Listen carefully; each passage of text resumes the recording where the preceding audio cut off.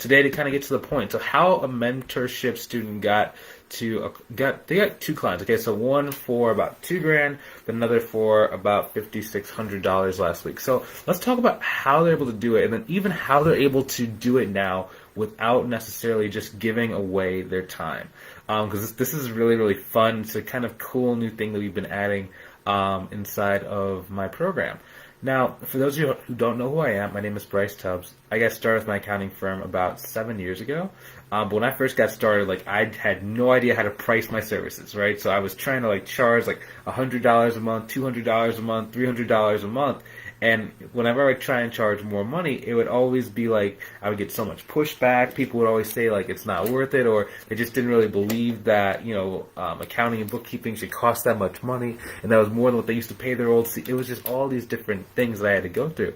So I had to basically just overcome this journey of really spending money to buy courses, coaching, mastermind, just anything I could really get my hands on to make sure that I can make my business work.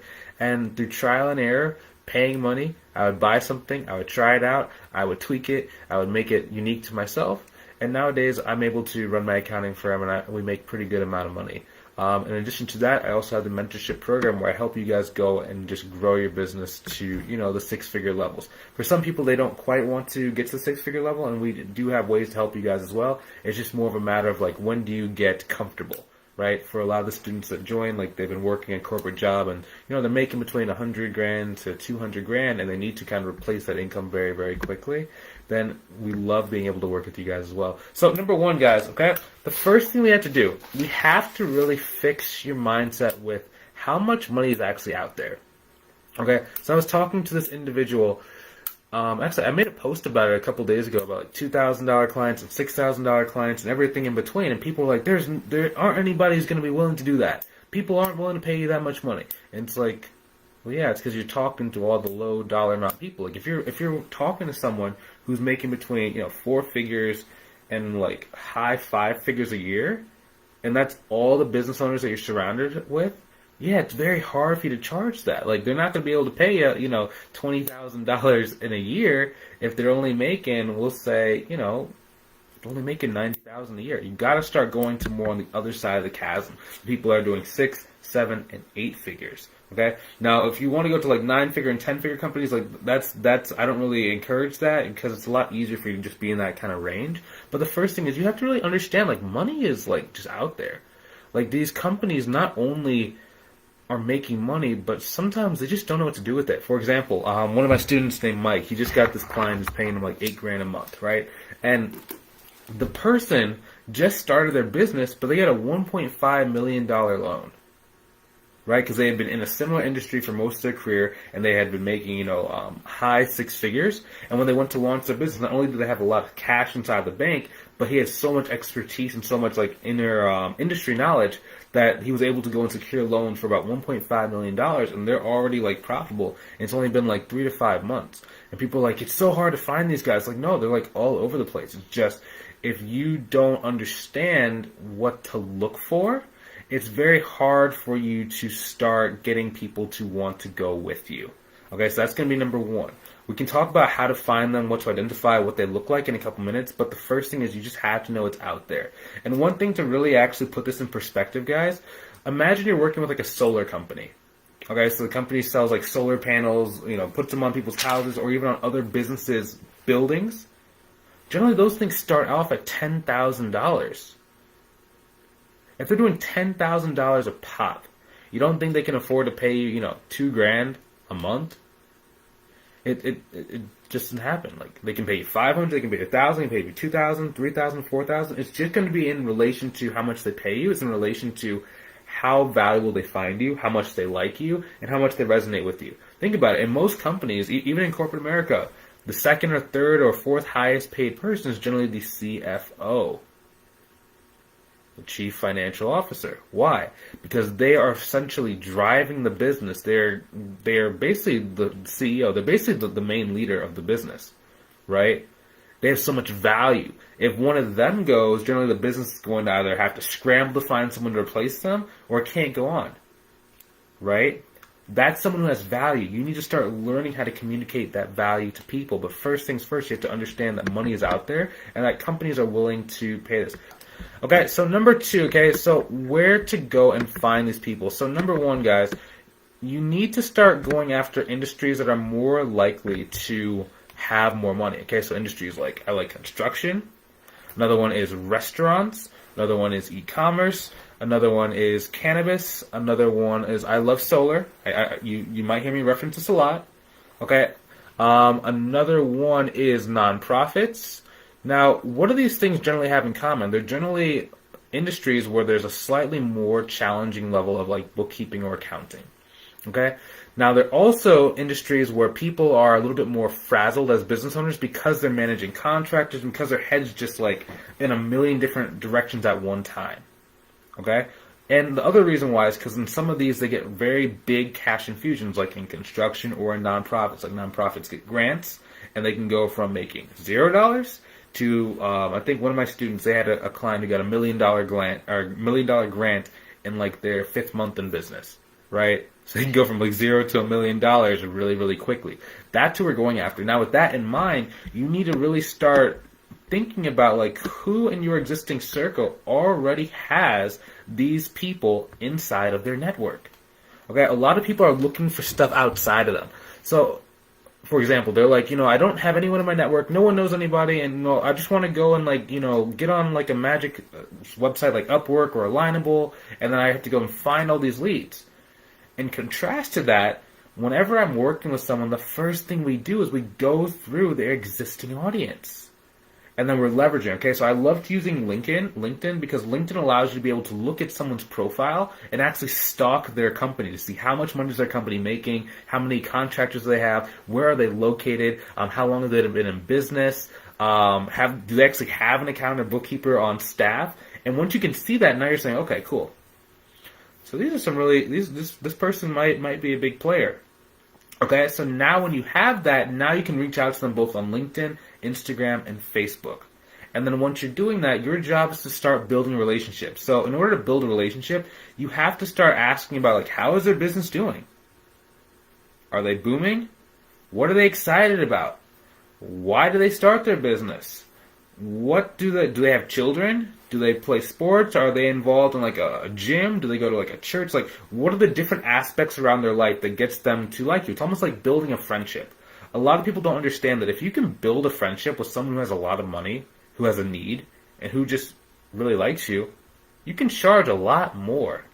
I was talking to a lady on the phone today, and she's going to join the program probably in the next like week and a half, but she had some she has to go and get some finances kind of together.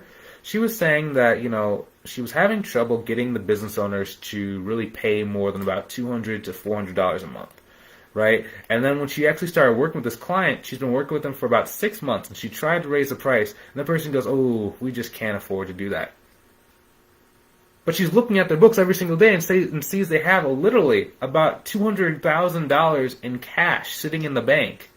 And they can't afford to go and bump her from, like $400 a month to $600 a month. It's not they can't afford to. One, they just don't, really value her enough, which is kind of sad. But secondly, it's just that she doesn't really have a strong enough relationship to kind of throw her weight around. For example, so Lizzie the other week, she had a client who was paying her about like $1,500 a month, right? And it was kind of undercharging because it was before I gave her my pricing calculator, before we started working together. So we did a call and we're like, hey, this is what you need to say.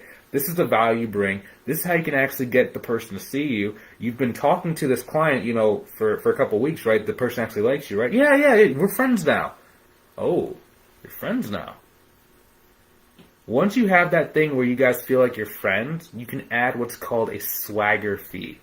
A swagger fee is, I'm going to coin this term forever, so I'm copywriting it. It's when the volume of the work says that it's worth like $1,000 or $2,000 per month. But because the person likes you, because the person might be loose with their money in some cases, and because that the person, there's another one, because the person is reacting really well to you in your previous consultations and sees you as an authority, an expert, and an advisor, you can just charge an extra $1,000, an extra $2,000. So basically just a discretionary fee just to kind of see if they'll pay it. Because a lot of people don't really understand like why people are not willing to pay them more money. And they think it's because, they're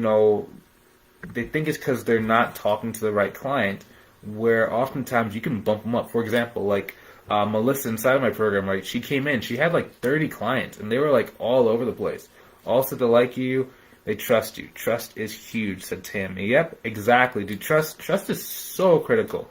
Like if you're someone who just wants to kind of like do the work and never talk to your clients, or it's really, really hard for you to be able to kind of bump up a price on a client, especially if they haven't seen you in a while, because then they can just be like, no thanks, right? And they have a lot of power. This can actually be seen in one of my students named Audrey. So I always joke for her because she's the ultimate like introvert, but she just does every single thing that I tell her to do. So I told her to charge a client in a particular way based on not only was she working with that person, but I told her, okay, so for about 2 weeks, every single day for 2 weeks, you need to call her for about 2 minutes or for 5 minutes, or just send her a nice message on Instagram. And she was doing it, right? And then she kept doing it. I said, okay, cool. So now go and do another consultation with her, and then say, hey, your books have changed, this has changed, XYZ thing has changed, we need to raise the price. Okay? And she's like, wait, why would she do that? I'm like, well, because now you guys are friends. Every single day you're trying to call her, you're trying to check in on her business, trying to see how things are going. You can maybe make a recommendation, you can maybe give her a tip, you can maybe do something based on the industry, what you're seeing. And then it's going to build that relationship really, really easily, because they can't actually ignore your call because you're actually like calling to just give them updates on what you're doing. She's like, oh. And then what she did was she called them again, she set up a consultation, she raised the price on them, and then now she's making more money. And it was all from building that relationship really, really quickly, really easily, and it's just like, that's a really cool kind of technique you can use. Another person who did this inside of the program's name is Melissa. And Melissa came in and she had about 30 clients, about 25 monthly, and like some five clients were kind of like scraggling, right? But a lot of her clients are really, really underpaid. And like she was undercharging on like most of them. She was charging between like $100, like $150 maximum per month. So like I literally told her like, hey, you got to go bump up all these prices, man. And if they can't afford to do it, like, or if they don't want to do it, maybe we can just pass them off to somebody else. But like right now, you got to sacrifice the short term money to go and make the long term return, right? And right now she's doing about $9,000. She's doing between $9,000 and $10,000 a month. I haven't checked in with her this week because I know she got it's cleanup for like $3,500. And the hardest part for her was going back to that first step, which was like, you have to believe that people have money. So when she was coming up and when she was growing up, like very similar like me, like she thought that no one had money. She thought that everyone was like really tight and that money was really, really scarce. And it wasn't really good to like talk about money. It wasn't really good to talk about pricing. And what that was actually playing out was like people were like crying on the phone talking about they couldn't pay her more than $100. And it's like, what? She's like, yeah, they're just not making any money. And it's just like, come on, man.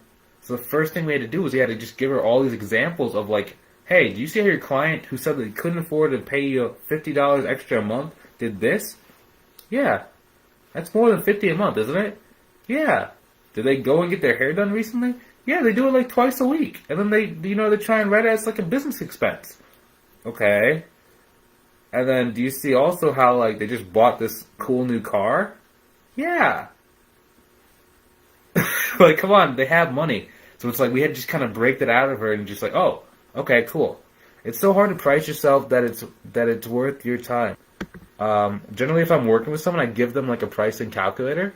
If I'm not working with you, I can give you like just some things on like whether to price it hourly, so you can make sure you're like maximizing how much money you're making per client. Or I could even give you a way to price flat rate and just give you guys like an estimate so that you don't have to worry about undercharging. But I just don't give you like the full pricing calculator if we're not working together, because you might really not know how to utilize it.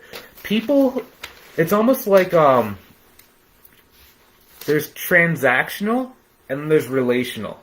Okay, so let me flip my hand. So transactional means that they almost treat it like they're shopping at Walmart.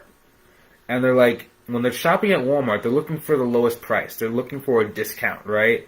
Versus when someone goes to like a Gucci store or like a Coach store, right? They generally have a relationship with the brand. They think that, if they buy this, then it's going to people are going to look at them a little bit differently. They think that, it's a reputable brand. You're going to have this thing for life. And it's a totally different conversation. So if you come across like you're a transactional one, like I was talking about earlier, where it's like you only want to do your work, you never want to talk to anybody, you don't want to have any client relationships, you're going to be on the transactional side, and they're not going to want to pay you any money because they're going to see it like, oh, I'm trying to get the lowest price possible. Versus if you're more of like a person to them, they have a relationship, they see how by working with you, it's going to help their business grow, it's going to take a lot of things off their plate, and it's going to help them be a little bit less frazzled. And you also know how to do, budgeting, forecasting, different things like that to help them. There's a lot of psychology to it. If you price yourself too low, they don't see the value. Exactly. So like if you just learn this one thing, you could probably add about $200 per month to most of your quotes. If you just learn how to like slow down the conversation and build a friendship with them. Oftentimes when I'm like teaching people inside the mentorship program, I always encourage them to do like a 15-minute consultation or a 15-minute call first and then do the 45-minute consultation.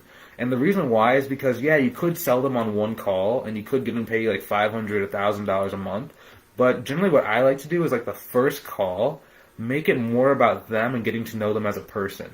So a good example of this was like, I was working with this person. He started a nonprofit. He had like 3 other 8-figure companies, and he was just getting started with his newest company.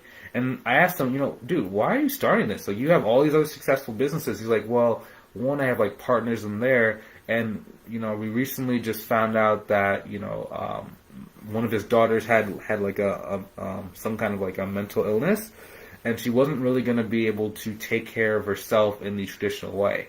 And he had just started having like some health problems. So he was really fearful that if he didn't really get this stuff going right away, and he didn't have another business that could be just dedicated to giving all the profits to her, or being able to set up money aside for people like her, then he was going to die and she was going to be left unprotected. So he actually started crying when we were talking. It was just like, yeah, man, it's really deep. He said, that's why I need someone like you, Bryce, and your team, because, I know that you can help me run this thing. And I know how important, the financials are to a business. And, like, that's the part that I'm really, really weak at. And he's like, I just really appreciate you taking the time to even, like, do this. Because, I know that we're not talking money. We're not really talking about the price right now. Or we're not even talking about accounting. But I'd really just like that I have someone to talk to. Because, like, in my business, I have no one really to talk to. Because they all see me kind of as this, like, just like, thing that to be afraid of. No one really asks me, like, how I'm doing. No one really cares how I'm doing. It's just they want a paycheck from me, and then they want to go home. They want to just kind of do their work. But I really appreciate you just even checking up on me, following up on me on LinkedIn, sending me those cool reports, just talking. I really appreciate you, Bryce. And that's literally how, like, it was supposed to be a 15-minute call, but it ended up being like 45 minutes of us just talking and him just kind of sharing his life and his background and his why.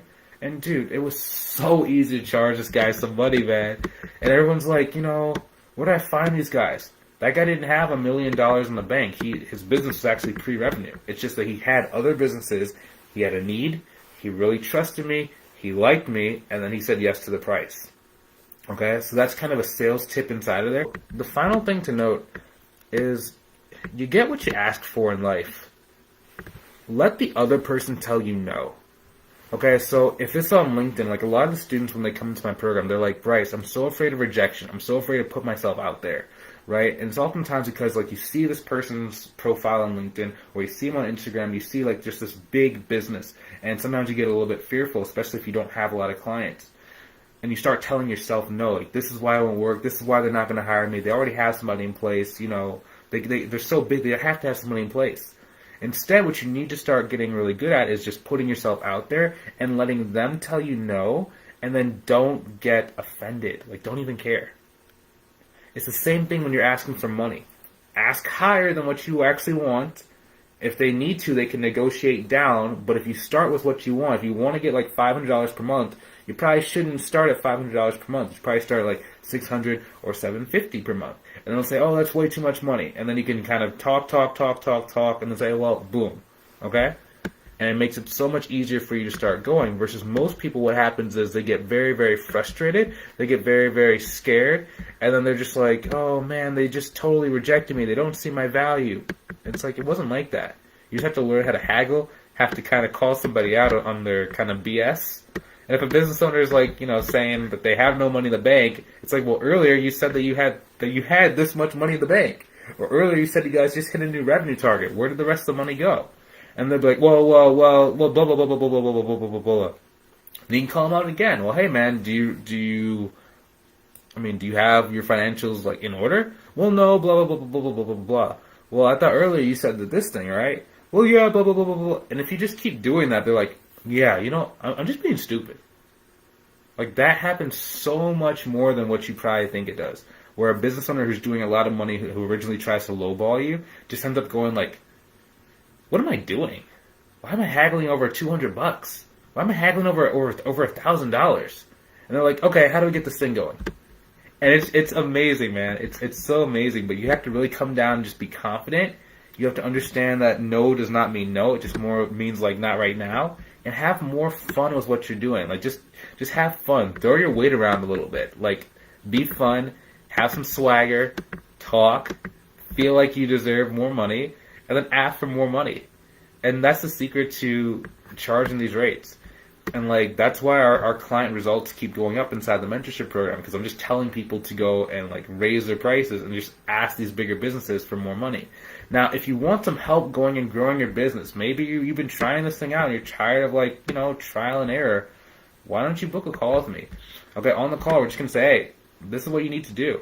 This is why you're really being held back. Like, I know you think it's this, but from being where I'm being and from the people that we've worked with, like, this is actually what's slowing you down. And then we can say, like, where do you want to go? Like, if you don't really have a goal, if you say, like, the sky's the limit, that's how I generally know someone isn't going to really make much money.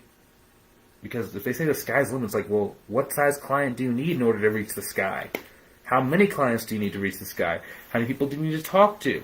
Where do you need to go and reach the sky limit? But if you instead say, I have to make this much money to pay my bills, like $6,000. Okay, cool. So that's 2 clients at $3,000 a month. Okay, or cool. That is X amount of clients at this month, X amount of clients here. So this is how we can go and approach them. Okay, so once we have that, I'm just going to say, okay, so this is the game plan. This is what you need to do to go and make more money and actually reach your goal. If it makes sense, we can just work together long term to accomplish it together. If not, at least at the very least, you have a game plan. You know exactly what you need to do in order to go and try to accomplish your goal. So if that's you, go ahead and click on the link, book a call with me. I'll see you on the other side. Okay? I'm going to get going, guys. Thanks for your time. Thanks for your patience. I love you guys. I'll see you soon. Have a good one.